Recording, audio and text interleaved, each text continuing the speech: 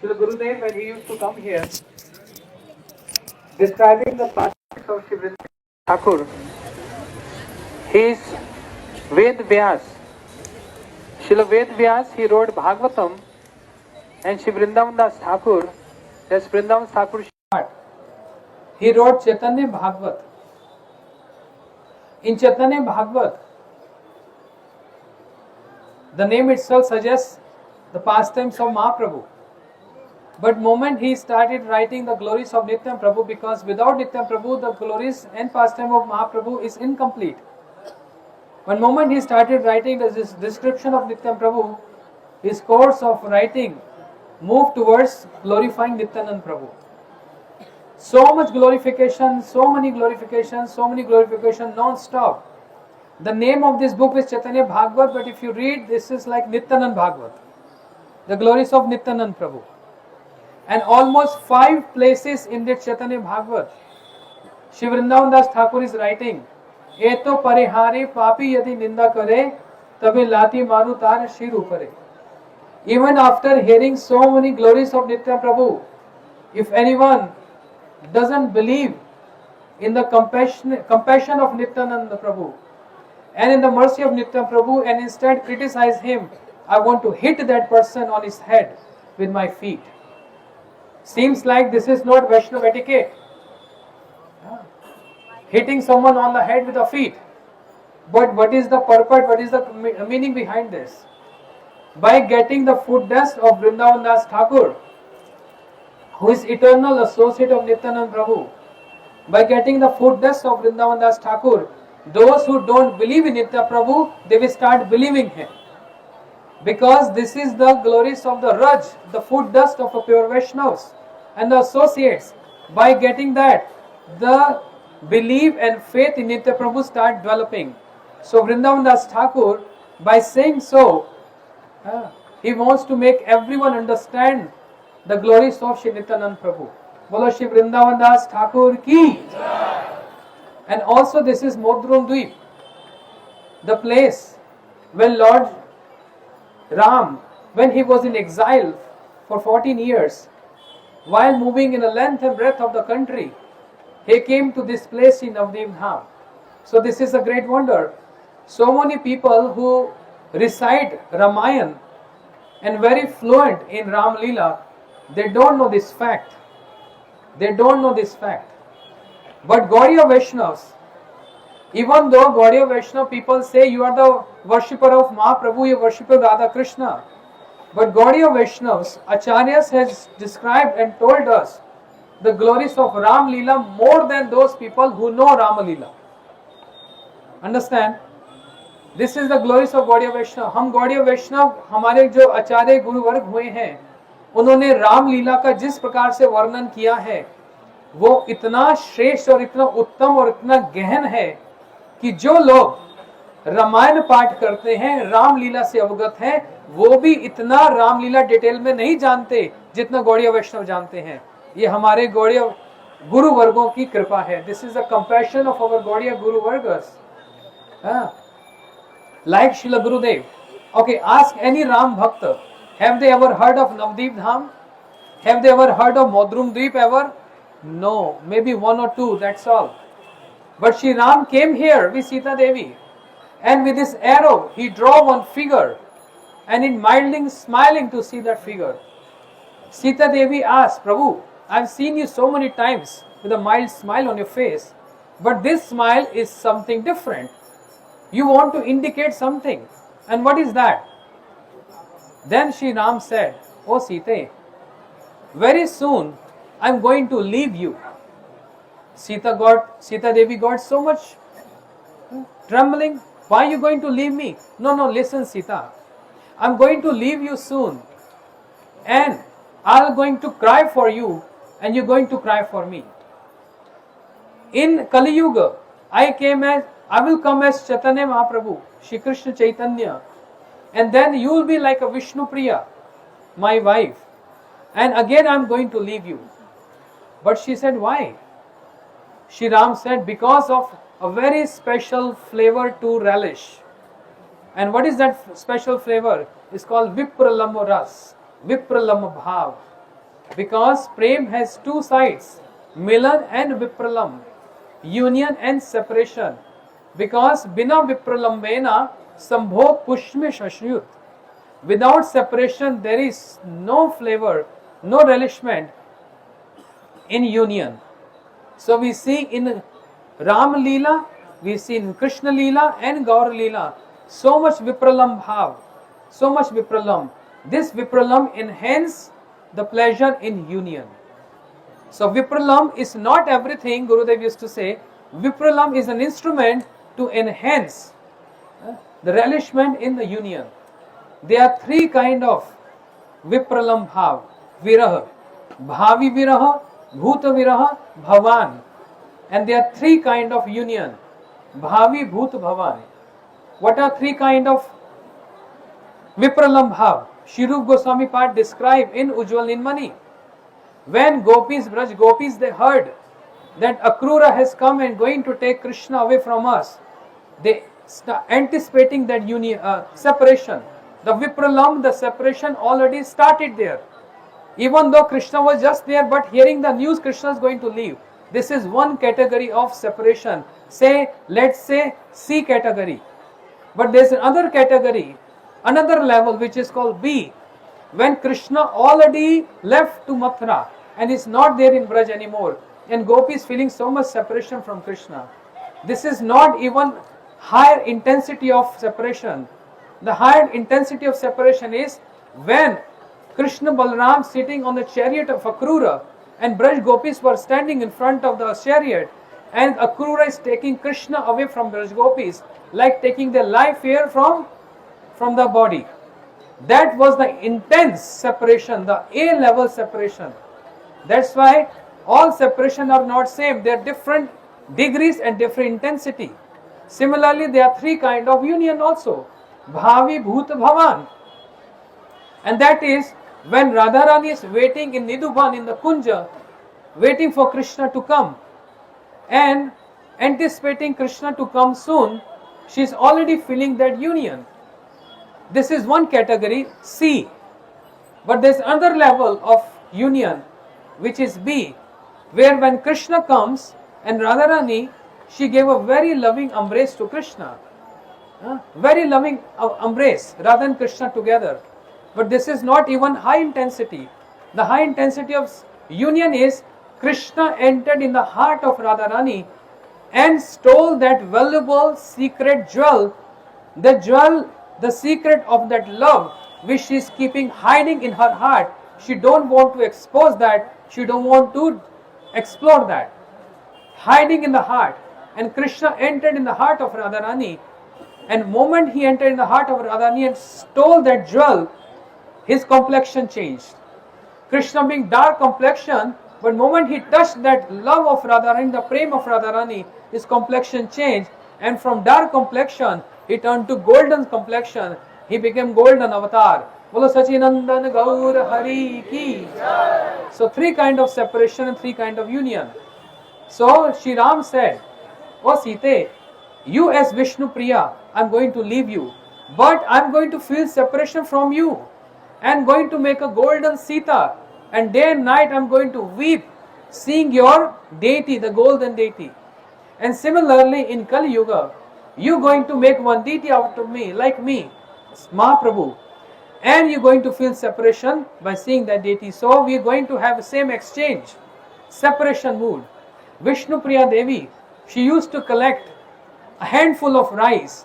As many rounds of chanting she is doing, she is collecting one rice, she is keeping one piece of rice aside. And from morning till evening, late evening, as many rounds as she chanted, she keeping all those pieces of rice in one side, and then cooking, and after cooked, offering to the deity of Mahaprabhu, Dhameshwar Mahaprabhu, and then she offering to her mother-in-law Sachi Devi, and whatever little handful, a palmful left, she used to honor that, and day and night chanting Hare Krishna Mahamantra in separation from Sachinandan Gaur Hari.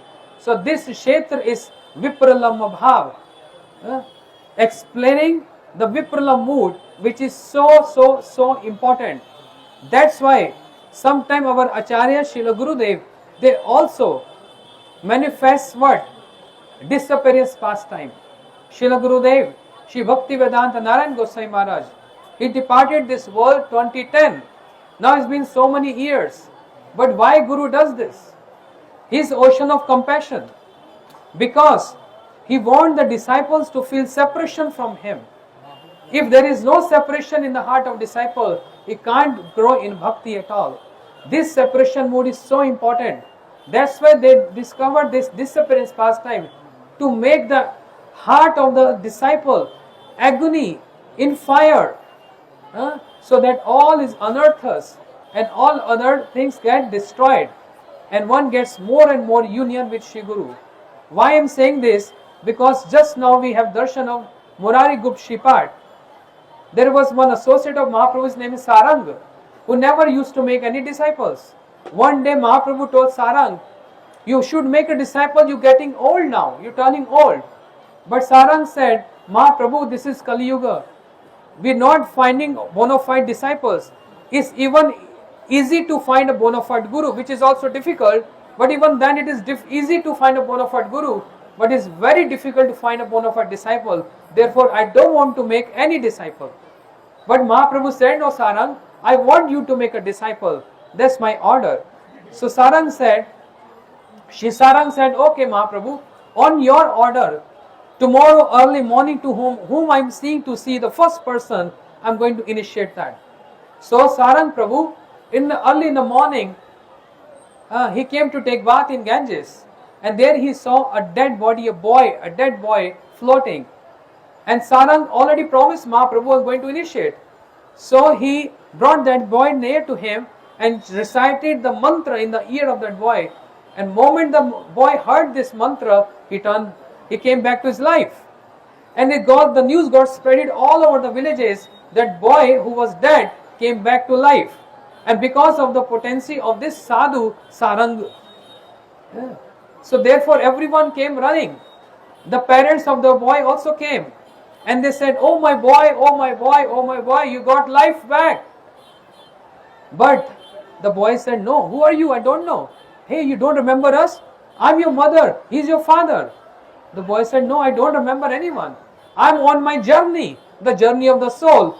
I got parents in every species of life. Sakale janma mata pita paye. Every species of life we get parents. But it's so rare to get bona fide spiritual master. That's so rare. Parents we get every lifetime.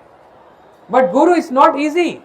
So if we have this opportunity to get initiation from Shri Guru, to have service to Shri Guru, we should never waste that opportunity. Always avail that opportunity as soon as possible. Not tomorrow, just today. This is the instruction. So Sarang, the boy instructed to the parents. They said, oh boy, we were performing your Brahman thread ceremony, but you got bitten by a serpent. So those who get bitten by serpent, we should not burn that, cremate that, we should throw in the water. So we just throw you in the Ganges. He said, here comes the point. You already rejected me. Now this life belongs to my Guru, not belongs to you. So from that day onwards, he is known as Sarang Murari. And he was serving his Guru, Shri Sarang Prabhu.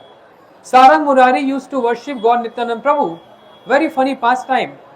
So once upon a time, Sarang told to his disciple Murari, I am going out for some work.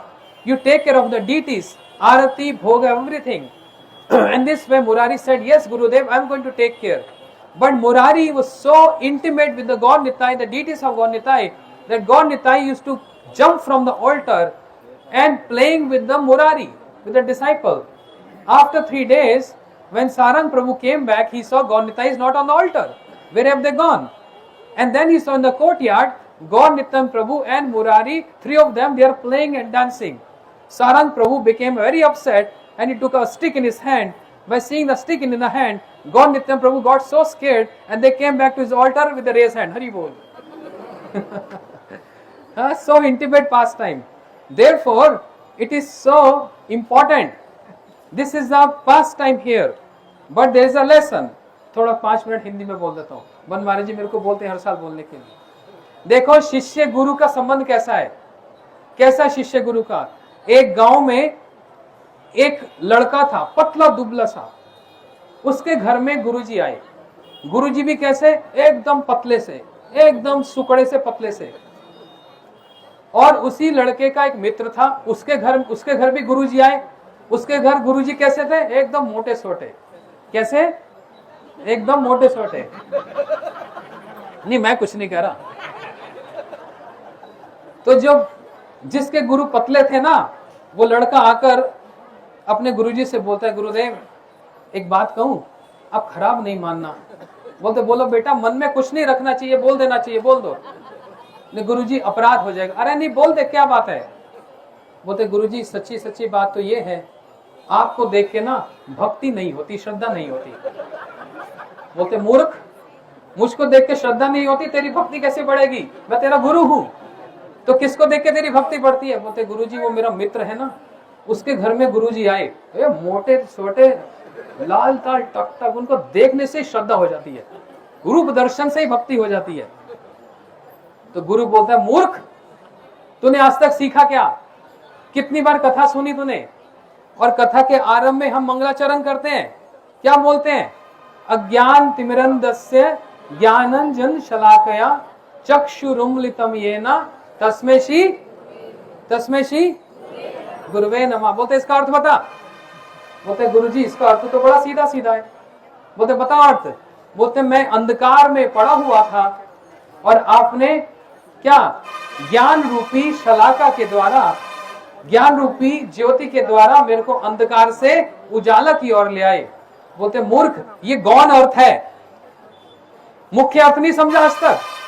बोलते, क्या मुख्य अर्थ है? बोलते, मुख्य अर्थ ये है, अज्ञान तिमिरंधस्य। तिमिर मतलब होता है मोटा सोटा। वो जो मोटे सोटे गुरु है वो कैसे है? अज्ञानी है। और ज्ञानंजन शलाकया, शलाका मतलब होता है पतला, तीली होती है ना माचिस की, शलाका। बोलते हैं जो पतले शलाका की तरह तीली होते हैं वो कैसे हैं? ज्ञानी होते हैं। अज्ञान तिमिरंधस्य, जो मोटे सोटे वो अज्ञानी है। और ज्ञानंजन शलाकया, जो पतले दुबले हो कैसे? बड़े ज्ञानी होते हैं। तो मैं पतला दुबला, मैं बहुत ज्ञानी हूं, वो मूर्ख है मोटा गुरु, वो मोटा गुरु मूर्ख है। तू आज तक इसका अर्थ नहीं समझा, मेरे प्रति श्रद्धा बढ़ाओ। अच्छा गुरुजी, अब मैं श्रद्धा बढ़ाऊंगा। तो गुरुजी वो एक कथा सुना दो आप, जो आपने पिछले उसमें सुनाई थी। अच्छा सुन, शिष्य होते हैं 3 प्रकार के, एक होता है उत्तम, एक होता है मध्यम और एक होता है कनिष्ठ। उत्तम शिष्य कौन? बोलते हैं आज्ञा गुरु है विचारणीय। शास्त्र सिद्धांत है बिना विचार के गुरु के आदेश का पालन करना चाहिए। लेकिन किसी किसी दृष्टांत में देखा जाता है कि गुरु की अवज्ञा की जाती है गुरु की मनोभीष्ट सेवा करने के लिए। जैसे परम गुरुदेव जी ने भक्ति सिद्धांत सरस्वती ठाकुर प्रभुपाद जी के वस्त्रों को बदला और प्रभुपाद जी ने भी उनको निषेध किया। जैसे कुरेश ने अपने गुरुजी रामाचार्य जी के वस्त्रों को बदला, रामाचार्य जी ने निषेध किया। तो ये आज्ञा का उल्लंघन है, लेकिन वो आज्ञा का उल्लंघन वास्तव में गुरुदेव की सेवा करने के लिए है। ये सोचकर आप लोग उल्लंघन मत करने लगे ना, हम उत्तम शिष्य हो गए। गुरुजी बोलेंगे बेटा ये करो, हाँ गुरुजी आपकी आज्ञा को उल्लंघन करूंगा, क्यों? मैं उत्तम शिष्य बनना चाहता हूं। ऐसे नहीं, पहले उस शिष्यत्व में प्रतिष्ठित होकर, उस गुरु सेवा में प्रतिष्ठित होकर, तब आज्ञा का उल्लंघन, वो भी गुरु के मनोभीष्ट पूर्ण करने के लिए, उसको उत्तम शिष्य कहा जाता है।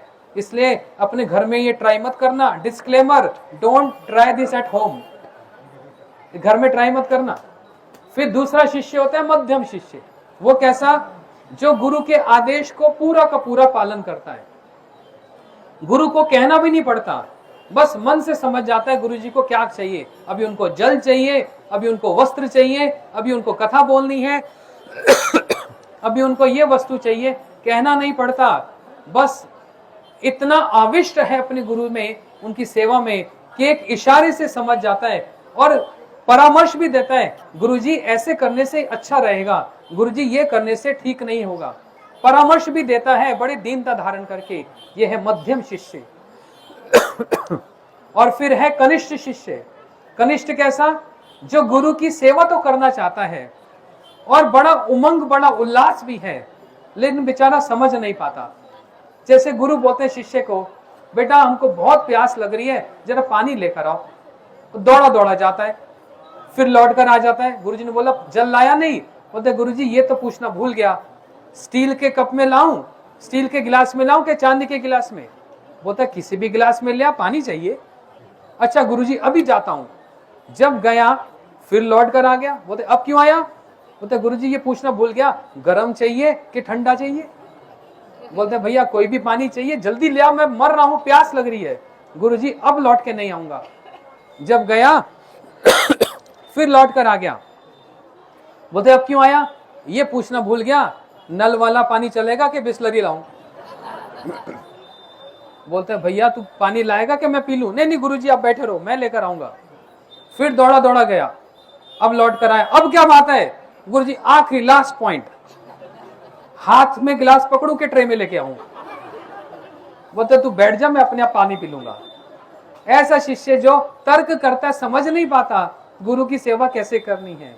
इसलिए कनिष्ठ, मध्यम, उत्तम, लेकिन एक है अधम शिष्य। अधम शिष्य कौन से होते हैं? उसके 6 कैटेगरीज हैं। श्रीमद् भक्ति वेदांत वामन गोसाई महाराज जी इस कथा को बहुत सुनाया करते थे, तो मुझको तो उतना सब स्मरण नहीं, 2-3 बतला देता हूं। उन शिष्यों में, अधम शिष्य में होता है कौन सा? अली। अली मतलब होता है भंवरा। भंवरा समझते हैं? भंवरा क्या करता है? गुंजार करता है। गुरुजी ने शिष्य को आदेश दिया, बेटा ये काम करके आना। अच्छा गुरुजी, बाहर जाकर गुंजार करने लग जाता है। अरे सारा आदेश मुझको ही देते हैं, और इतने शिष्य हैं वो भी कर सकते हैं, हर बात मुझको ही बोली जाती है। गुंजार करता फिरता है, अर्थात वास्तव में गुरु सेवा में प्रतिष्ठित नहीं है। यह है अधम शिष्य, लेकिन तो भी शिष्य है क्योंकि गुरुजी से मंत्र लिया है। लेकिन कैटेगरी कौन सी है? अधम है। इसलिए सारे शिष्य एक समान नहीं होते। श्रील भक्तिवेदांत वामन गोसाई महाराज कहते हैं, तुम्हार चीना भक्ति प्रज्ञान, अमार चीना भक्ति प्रज्ञान एक नाई।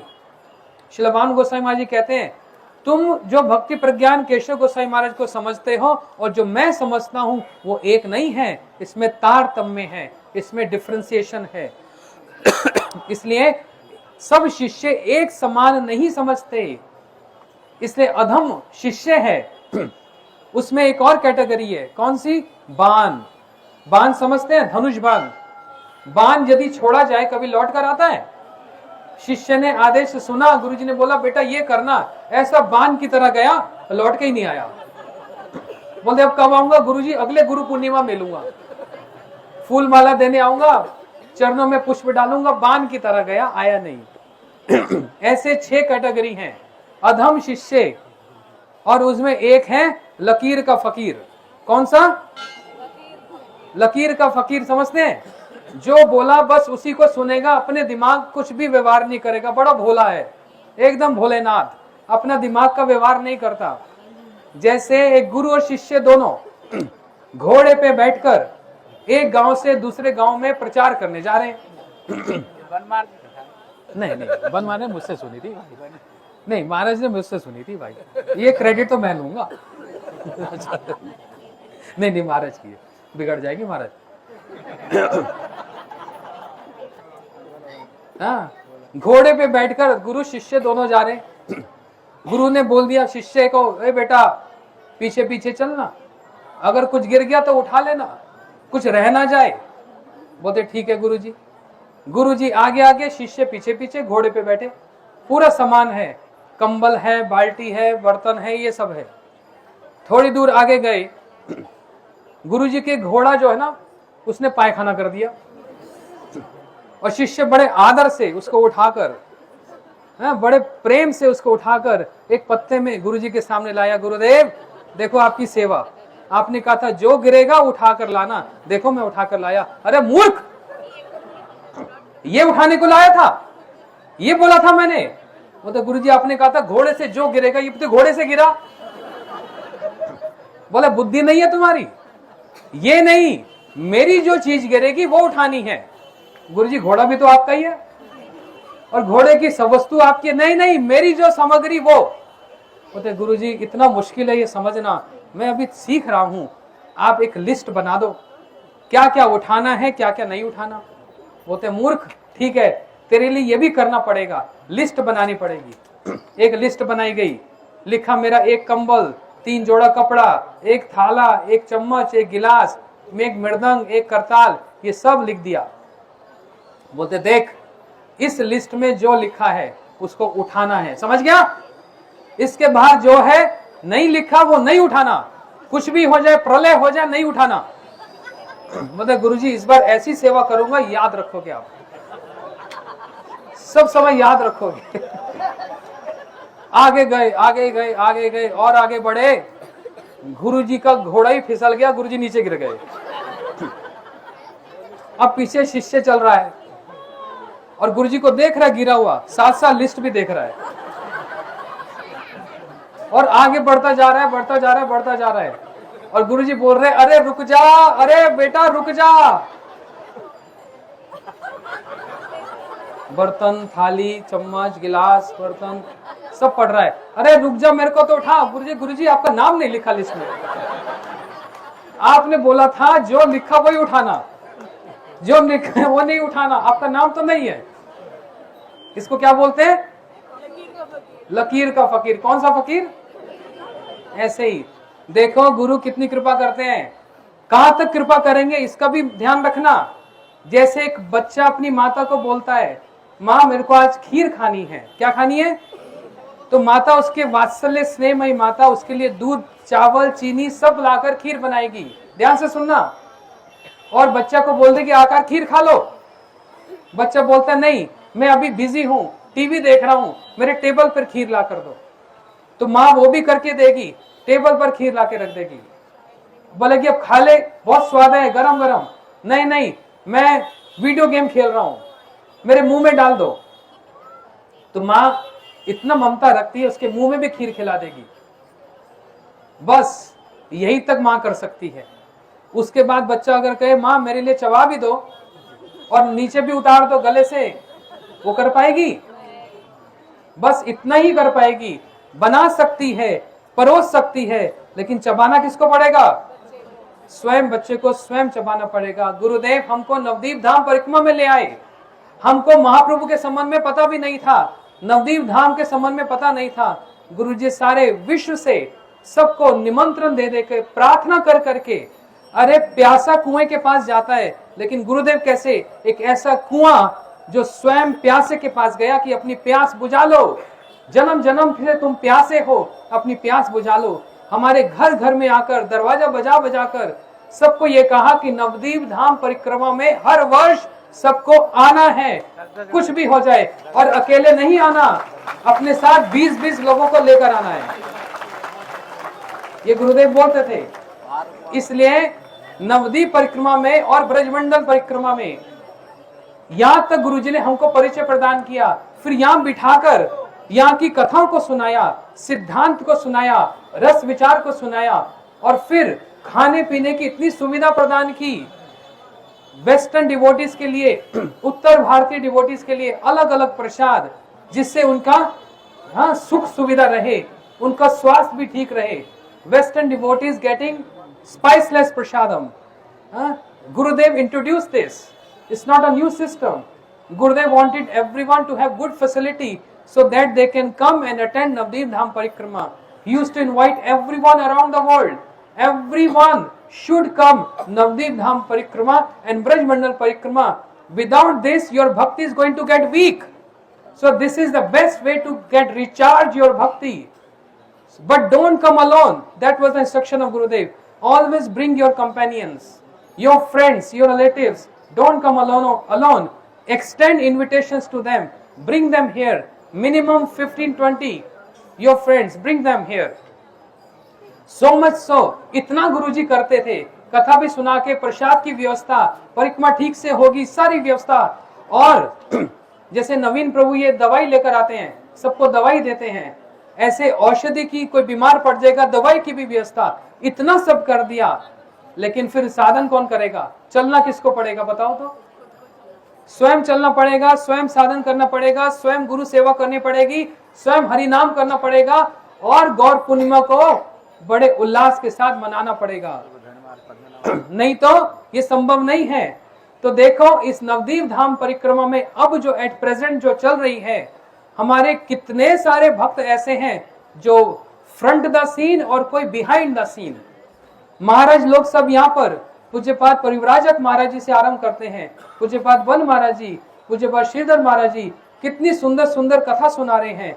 बीच बीच में पूज्यपाद बुदायन महाराज और पदना महाराज भी कितनी सुंदर हमको कथा सुनाते हैं। हमारे शांत महाराज, परमहंस महाराज, सभी त्रिदंडी सन्यासी बांग्ला भाषा, हिंदी भाषा, अंग्रेजी भाषा में कितनी सुंदर कथा सुनाते हैं। लेकिन कुछ ऐसे भी भक्त हैं जो बिहाइंड द सीन काम करते हैं। हम लोग परिक्रमा से वापस जाते हैं, वहां पर हमारे दामोदर महाराज पूरी रसोई की सारी व्यवस्था संभाल लेते हैं, हमको जाने से पूरा प्रसाद मिल जाता है। पदना महाराज और बुदायन महाराज सारा भार विशेष करके सब अपने कंधे पे लेकर हमको एकदम फ्री करके कि आपको ये चिंता नहीं करने की आवश्यकता, हम सब करेंगे। ये है टीम वर्क। हमारे कीर्तन करने वाले सुंदर गोपाल आदि केशव, ये जितने हमारे भक्त लोग हैं, इतना सुंदर सुंदर कीर्तन सारे रास्ते में कीर्तन करते करते जाते और फिर पालकी के साथ लौट कर आते हैं। कीर्तन ना हो तो आनंद होगा? नहीं होगा। और जो हमारे डोला उठाने वाले प्रभु हैं, ये रोनी प्रभु, खंडेलवाल जी, दुज प्रभु के अनुगत में ये सब ये श्रृंगार करके महाप्रभु जी को डोला लेकर आते हैं। ये कितनी बड़ी सेवा है। ये सेवा किसकी है? ये गुरु सेवा है। ये जितनी प्रकार की सेवा का विस्तार है, ये सब गुरु जी की सेवा है। क्योंकि वास्तव में ये मेरा कहना नहीं, गुरु जी ने स्वयं इस बात को कहा है, तुम लोग परिक्रमा नहीं करते हो। परिक्रमा कौन करता है? मैं करता हूँ।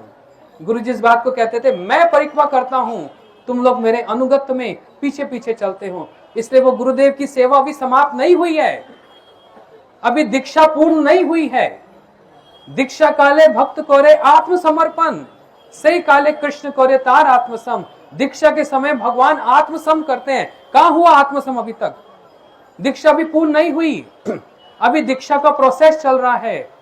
गुरुजी अप्रकट लीला किए, इसका मतलब ये नहीं कि गुरुजी की सेवा बंद हो गई और गुरुजी नहीं है।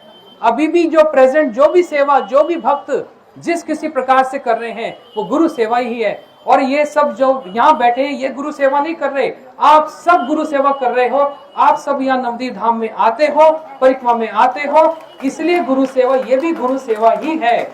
और ये गुरु सेवा सब समय चलती रहेगी, इसको कभी रोकना नहीं। कुछ भी हो जाए, कैसी भी स्थिति परिस्थिति क्यों ना हो जाए, नवदीप परिक्रमा में और ब्रजमंडल परिक्रमा में हम सबको आना ही है। यदि हमको अपनी भक्ति को रिचार्ज करना है, हम श्री गुरुदेव के अभय चरणारविंद में हम साष्टांग प्रणाम करते हैं। आपने कितनी सुंदर हमको सेवा प्रदान कर दी। इसके बिना हमारा जीवन पशु जैसा जीवन था। आपने हमको कहां से उठाकर कहां लगा दिया। लेकिन इसी प्रकार हमको ये सेवा को बढ़ाते जाओ, बढ़ाते जाओ, बढ़ाते जाओ। ये सेवा कभी हमारी समाप्त ना हो, कभी ये कम भी ना हो, बस ये दिन पर दिन हमारी बढ़ती जाए। आपके श्री चरणों में हम यही प्रणाम करते हैं और यही भिक्षा मांगते हैं। आप हमको अपनी हेतु की कृपा प्रदान करें। यही नवदीप धाम परिक्रमा का फल है। श्री गुरु चरणे रति, यही से उत्तम रति। बोलो श्री गुरु महाराज की। निताई गौर प्रेमानंदे। एक बार सब ताली बजा दो अपने लिए, सब अपने ताली बजा रहे। हरे कृष्ण।